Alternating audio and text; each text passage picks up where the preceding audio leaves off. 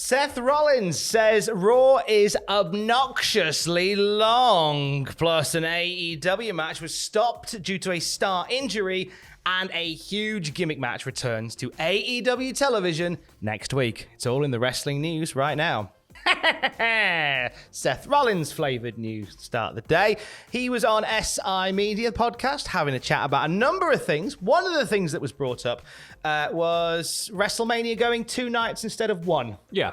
He also talks about Raw. We'll get to that in a minute. But on the subject of WrestleMania switching to 2 nights instead of the 1 long night, he says the longer it got, WrestleMania, the worse it was. And the one in question is the New York WrestleMania, which literally, from the pre-show to the finale, was like 7 straight hours. And that is obnoxious. That is way too much wrestling. And mind you, my wife won the main event that night. They didn't get into the ring till after midnight. It's just asinine. And the crowd was tired. It even caused a catastrophe because the subways had shut down and no one could get back to where they were going. And that main event was awesome and super historic, but it suffered because the crowd were drained. And no matter how good that match is, the 7 hours in. When you got past Seth Rollins, it just went in my head, it just went static.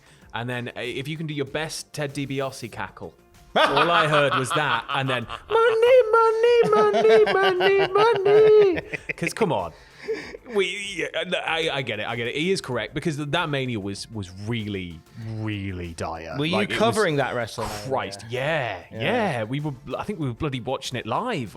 I can't even remember, but it was. Oh my Jesus! It was just. Because I hadn't joined at this point, and I was at a WrestleMania party in Leeds.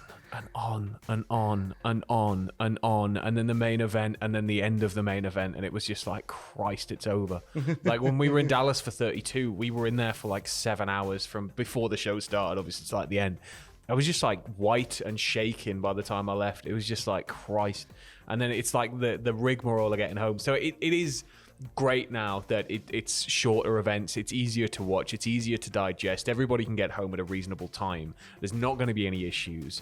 And, it means that more can make it to the card. And if one night runs over for any reason, maybe you can cram something into the second night rather than just cutting it all together like they used to.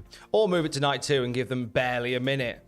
I'm looking at you. Look, we need adverts, right? That's true. I don't care about tag matches. I want to know, what happened last night. That's true. I was watching, but I forgot, I just in case I needed a 10-minute refresher. Well, that was down to the Peacock subscribers. Yeah, capitalism. Yay. No, I get it.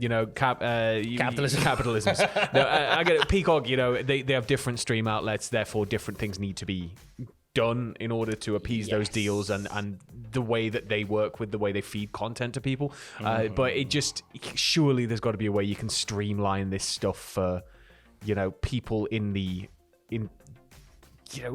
network and overseas. Well, I don't want Peacock. I'm sick of Peacock. Seth Rollins is asking similar questions about Raw. He says, when talking about about preferring SmackDown over Raw, he says, I think a 3-hour show for Raw is obnoxiously long every week. Preach.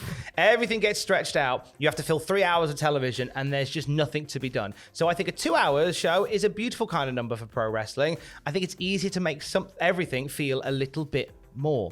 On SmackDown, when I was there last year, I hardly ever wrestled on television, so it was kind of a big deal when I did. You look at Roman, he hardly ever wrestles on television. I think maybe a handful of times in the last year. It's always wrestling on TV. What's he on about? Sometimes he wrestles on an abacus. Yeah. So when he has matches at these pay-per-views, they feel like big deals. On Raw, meanwhile, I've wrestled in like 26 5-star matches in the last 2 months. I don't think 3 hours is... Hold on. Wasn't he just ragging Dave the other day for 5-star matches? He was actually, yeah. I see ya.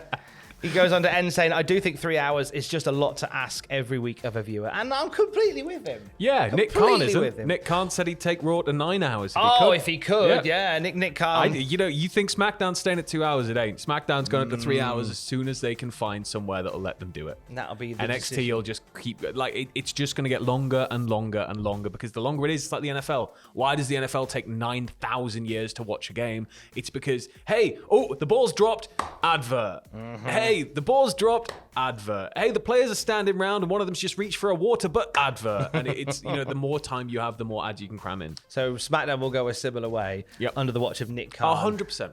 He is essentially the Mr. Krabs of WWE. I love this story. We mentioned football there. I love this story. I want to drop this in. The son of Shane McMahon, Declan James McMahon, is criminally unfollowed on Twitter. He says on Twitter, I am extremely grateful and excited to announce my commitment to play football at Indiana University. Go Hoosiers! And I wanted to drop this in because we don't hear much from the kin, or the children, rather, of Shane McMahon. No, they tend to come out with him for WrestleMania, dance around a bit, and then watch their dad get mercilessly beaten to a pulp and take a risky spot. And that's it. And the first time we saw Declan James McMahon on WWE television was WrestleMania 20.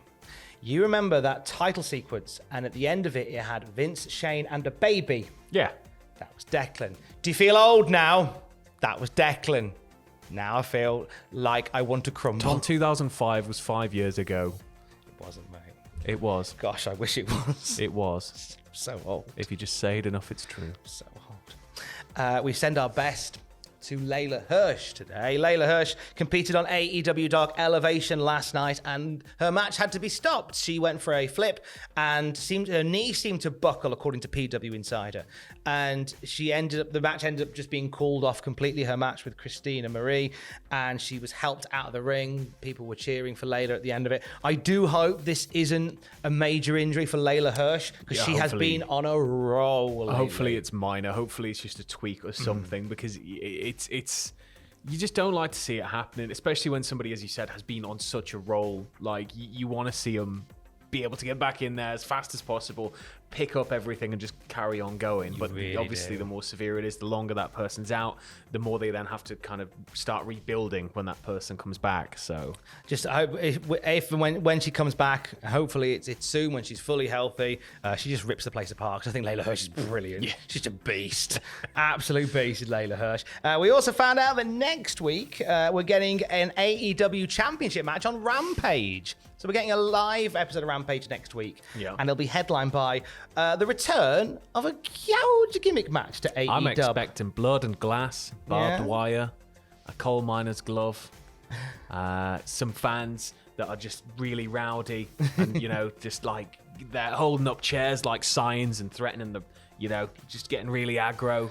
It's a Texas death match. It is a Texas death match, and it's straight in the heart of Garland, Texas as well, so it's perfectly positioned for it. The last one we had was Adam Page versus Lance Archer, and an underrated belter. Well, Garland, as it says in the notes here, is actually in the Dallas market. So, we've got quite a wrestled out crowd here, so I think it's no surprise we've got quite a big, because most of the AEW people going will have already had the tickets in advance, but it's just that extra little juicy thing to kind of lure people in, isn't it? It really is. It really is. So if you're going along, have a lovely time. You get to watch Hangman Page versus Adam Cole for the AEW title in a Texas death match. Oh, there better be a cowbell involved. I'd be furious if there wasn't. Yeah. I think a cowbell is Whataburger. A Whataburger? Yeah, Whataburger should be involved in some way. Nice. I agree with Adam Pearce. It's just the boy. It's the absolute boy. What would you order from a Whataburger? I don't know. Some Texans ordered for us. We just got some big burger thing, and it was like amazing. Oh, I've never had a Whataburger. It was like grubby and greasy, and it was everything you want from like a dirty 2 a.m. burger. Oh. It was the best. So hopefully we'll see a Whataburger and a cowbell in the Texas Death Match next week on a live episode of AEW Rampage. A brand new episode of the classic Nitro review is on the Cultaholic podcast feed in a short while's time. It is this one and this one talking about WCW Nitro. Second to last episode of 1995. Gosh, and then we're into an exciting year. Yeah. All they do is sit around complaining that it's so close to Christmas. And it's like, you all like Thanksgiving more anyway. What's wrong with you? You're out on Christmas Day punching people for sales or something. I don't know. It's a very iconic episode of Nitro that we talk about as well, indeed. It's something that involves a famous champion and a bin. Leave that to you. Figure out. Enjoy the podcast feed later on. I'll leave that to you to figure out. It's something that involves Vince McMahon buying his competitor. I'll let you guess what that is. Have a wonderful day. More news throughout the day at cultaholic.com. Stay safe and love you. Bye.